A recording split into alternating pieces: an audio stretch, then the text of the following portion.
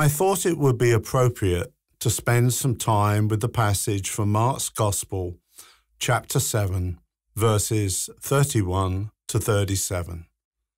Jesus healing the deaf-mute.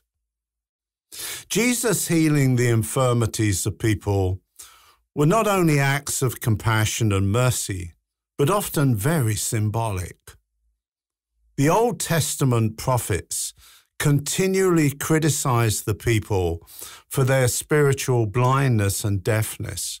For example, Isaiah chapter 6, verse 10, Jeremiah chapter 6, verse 10, Ezekiel chapter 12, verse 2, and Zechariah chapter 7, verse 11.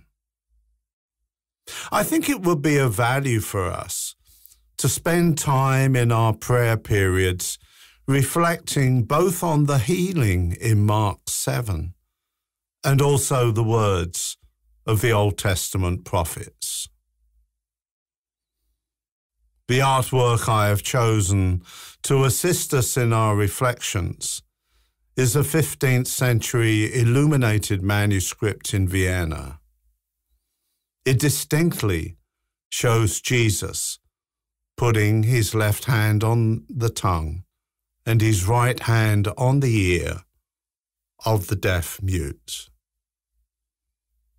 Although not relevant to the Gospel passage, you will probably have noticed that the disciple on the far left bears a striking resemblance to Jesus.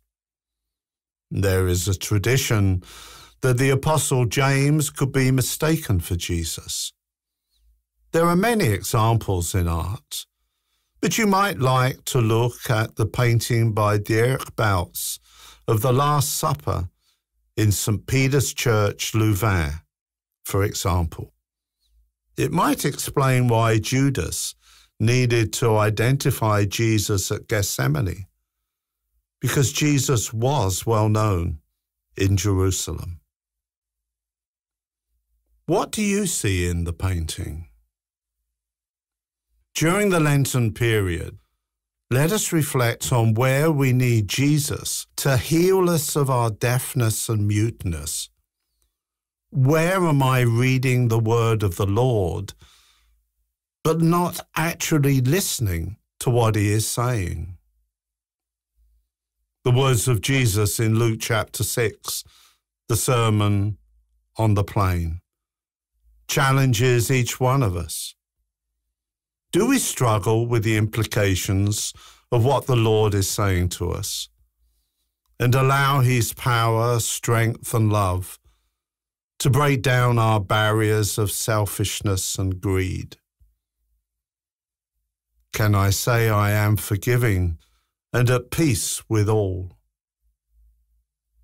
Am I mute? Or do my friends and relatives know that I profess justice, fairness, and integrity? I'm inspired by Eric Liddell, Mohandas Gandhi, and Martin Luther King Jr. But who inspires you?